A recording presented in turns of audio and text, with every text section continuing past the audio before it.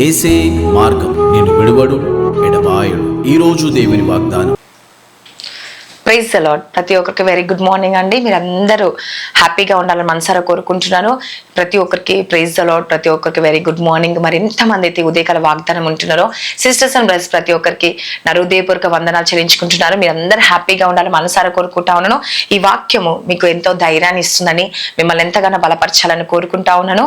మరి ఈ రోజు దేవుడిచ్చే వాగ్దానం ఏంటంటే, మరి సామెతలు 24:25 కదండి, సత్యాన్ని నిలబెట్టే వారికి ఆశీర్వాదం ఖచ్చితంగా వస్తుందండి. హల్లెలూయా. ఎవరైతే సత్యాన్ని నమ్ముతారో కదండి, ఎవరైతే సత్యంగా ఉంటారో ఖచ్చితంగా ఆశీర్వాదము వారికి నిండైన దీవెన దేవుడు ఇవ్వబోతున్నాడు. కాబట్టి ఈరోజు సామెతలో దేవుడు సెలవిస్తా ఉన్నాడు కదండి, ఏమని, న్యాయముగా తీర్పు తీర్చు వారికి మేలు కలుగును, క్షేమకరమైన దీవెన అట్టి వారి మీదికి వచ్చును. హల్లెలూయా కదండి. నిజంగా దోషిని తప్పు పట్టు వారికి ఏమవుతుందంట అండి, అంటే మేలును కొల్పొస్తుంది కదండి, మంచి ఆశీర్వాదం వారి మీదికి వస్తుందని దేవుడు సెలవిస్తా ఉన్నారు ఈరోజు కదండి. మరి ప్రియ సహోదరి సహోదరులారు, ఈ రోజుల్లో చాలా మంది నిజం చెప్పాలంటే భయపడతా ఉంటారు కదండి. నిజం చెప్పడానికి భయపడే కాలం ఇది కదండి. అలా జీవిస్తా ఉన్నారు ఈరోజు. నిజం చెప్పడానికి అంటే అబద్ధానికే కాలం ఎక్కువ కదండి. తప్పు చూస్తూ ఉంటారు కానీ మౌనం పాటిస్తూ ఉంటారు కదండి. మరి దేవుని వాక్యం చెప్తూ ఉంటది ఏమని, తప్పును చూపిస్తూ ఉంటది. ఆ తప్పు శాపముగా కదండి కాకముందుకి ఆశీర్వాదముగా మార్చబడాలని దేవుడు చెప్తూ ఉంటాడు. అంటే నీ తప్పును ఒప్పుకో కదండి, నీ శాపాన్ని తొలగించుతా అని చెప్పినప్పుడు మనము ఏం చేస్తామంటే భయంతో ఉంటాం కదండి. మరి ఒప్పుకోవడానికి, దోషి అని తప్పు ఒప్పుకోవడానికి మనకి ఏం చేస్తామండి, నో మాట పడతా ఉంటారు, లేకపోతే అనుకుంటారు. కానీ దేవుడు ఏమంటున్నా, తప్పు పట్టు వారికి ఏం కలుగుతుందంట, మేలు కలుగుతుంది కదండి. మరి అందుకే దేవుడు ఏం చెప్తే, ఇక్కడ తప్పు పట్టడం అంటే ఏంటంటే తిట్టడం కాదండి కదా, అవమానించడం కాదు, అంటే ప్రేమతో సత్యంతో వారిని కాపరి సరిదిద్దుతూ ఉంటారు. కానీ చాలా మందికి అది నచ్చదండి.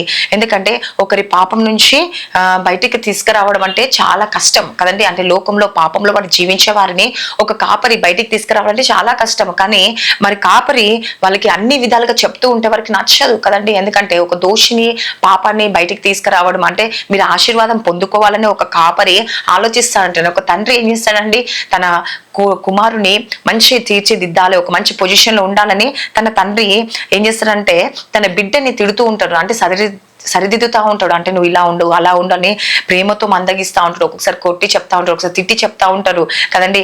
మరి దేవుడు కూడా మరి అలానే సరి చేస్తూ ఉంటాడండి. వాక్యం ద్వారా నేను సరి చేస్తూ ఉంటారు. కాబట్టి సత్యం చెప్పడం అంటే బాధ కలిగించవచ్చు ఈరోజు కదండి. నిజం చెప్తే ఎవరికైనా బాధ కలుగుతుంది. కానీ ఈ నిజాన్ని నువ్వు ఒప్పుకుంటే నీ ప్రాణాన్ని నువ్వు కాపాడుకుంటావు అండి. ఎందుకంటే నీ ఆత్మ నరకానికి పోకుండా దేవుడు నిన్ను కాపాడుతూ ఉంటాడు. కాబట్టి మనము చాలా జాగ్రత్త కలిగి ఉంటారు, కాపరి మాటకు లోబడి ఉండాలి. కాబట్టి కాపరి అన్నప్పుడు మనం దాన్ని అర్థం చేసుకోవాలి, కానీ అపార్థం చేసుకోదని దేవుడు సెలవిస్తా ఉన్నాడు ఈ రోజు కదండి. న్యాయము మన పట్ల జరగబోతుంది. కాబట్టి మనం దేవునికి మంచి ఆశీర్వాదం మన మీదికి రావాలని దేవుడు కోరుకుంటా ఉన్నాడు. ఈరోజు నీ జీవితంలో కూడా దేవుడు చూస్తా ఉన్నాడు కదండి, ఒక ధైర్యాన్ని నింపుతా ఉన్నాడు. నీలో ఉన్న పిరికితనాన్ని దేవుడు తీసివేస్తా ఉన్నాడు. అంటే సర్వసత్యంలోకి తీసుకువెళ్ళి నేను అక్కడ నిలబడాలని, నీ జీవితాన్ని ఆశీర్వాదంగా మార్చాలని దేవుడు కోరుకుంటా ఉన్నాడండి. హల్లెలూయా. కాబట్టి ఈరోజు మనుషులు నిన్ను నిందిస్తున్నారని బాధపడుతున్నావేమో, లేకపోతే మరి వీళ్ళు నాకు రెస్పెక్ట్ ఇస్తలేరని బాధపడుతున్నావా, కానీ దేవుడు నిన్ను మార్చబోతున్నాండి. దేవుడే నీకు ఒక మంచి రెస్పెక్ట్ ఇస్తుండు, ఒక విలువని ఇవ్వబోతుండు. నీకు మనుషులు చప్పట్ల కంటే దేవుని ఒక ఆశీర్వాదం గొప్పది కదండి. ఈ లోక మనుషుల కొరకు నువ్వు చూసావనుకోండి, లోకంలో పాపంలో పడిపోవాల్సి వస్తుంది. అదే దేవుని ఒక ఆశీర్వాదం చాలా గొప్పదండి. కాబట్టి మన జీవితము మరి లోకంలో పాపంలో పడకుండా దేవుడు మనని ఈరోజు ప్రశ్నిస్తూ ఉండడండి, ఏమని, నువ్వు ఎలా జీవిస్తున్నావు, ఈరోజు ధైర్యంగా జీవిస్తున్నావా, నీ తప్పును సరిదిద్దుకుంటున్నావా, నువ్వు సత్యం కొరకు నిలబడుతున్నావా కదండి. మరి తప్పు చూపించినప్పుడు మౌనం పాటించే విధంగా కాకుండా నీ తప్పు ఏలెత్తి పెట్టి చూపించినప్పుడు సరిదిద్దుకునే వాడిగా, నేను కరెక్ట్గా ఉన్నాను అని చెప్పే వాడిగా దానిగా ఉండాలంట అండి. హల్లెలూయా. కాబట్టి ప్రియ సహోదరి సహోదరులారా, ఈరోజు దేవుడు నీతో మాట్లాడుతుండు. ఎందుకంటే దేవుడు రాకడ చాలా దగ్గరగా ఉంది, సమీపిస్తుంది. కాబట్టి దేవుని పిలుపు మనం అందుకోవాలంట. కాబట్టి సత్యాన్ని మనం నిలబెట్టుకోవాలంట, సత్యం తెలుసుకోవాలంట, ఆశీర్వాదంగా మార్చబడుతుంది. చర్చ్లో కావచ్చు, కుటుంబంలో కావచ్చు, సేవ విషయంలో కావచ్చు, ఎక్కడైనా నువ్వు సత్యములోకి ఉండాలి. ఎందుకంటే దేవుడు ఒక టైం వచ్చిన తీర్పు తీరుస్తాడు. కాబట్టి దేవుడు శక్తివంతమైన మాట నీతో మాట్లాడుతూ ఉన్నాడు. ఈ రోజు నీ జీవితాన్ని నిలబెట్టాలని, ఒక మంచి నిర్ణయం తీసుకోవాలని, సత్యం వైపు నువ్వు నిలబడాలని దేవుడు కోరుకుంటా ఉన్నాడు. కాబట్టి ఈ రోజు ఎంతమంది అయితే సత్యం వైపు నిలబడుతుండో దేవుని ఒక ఆశీర్వాదం ఈ దినం ఈ రోజు నీ కొరకు వస్తుందండి. కాబట్టి సత్యం కోసం నిలబడిన వారు ధైర్యము మాకు ఇవ్వేసు ప్రభా. మేము ఈ రోజు భయపడకుండా నీ చిత్తానుసారంగా మేము నెరవేర్చాలి, నీ చిత్తానుసారంగా మేము జీవించాలి యేసు ప్రభా అని నీ జీవితం మీద ఒక ఆశీర్వాదం కలిగి ఉండాలని దేవుడు కోరుకుంటా ఉన్నాడు. కాబట్టి ఈ రోజు క్షేమకరమైన దీవెన అట్టి వారి మీదకి వస్తుందని దేవుడు సెలవిస్తా ఉన్నాడండి. కాబట్టి నీ యొక్క దేవుడు నామంలో ఎవరైతే ప్రార్థిస్తున్నారో, సత్యంలోకి నడుస్తున్నారో, ఖచ్చితంగా దేవుడు నీ యొక్క ఆశీర్వాదము ఇవ్వబోతుండు. ఈ వాగ్దానం దేవుడు దీవించి ఆశించుగా కామెంట్ ప్రార్థించుకుందామా.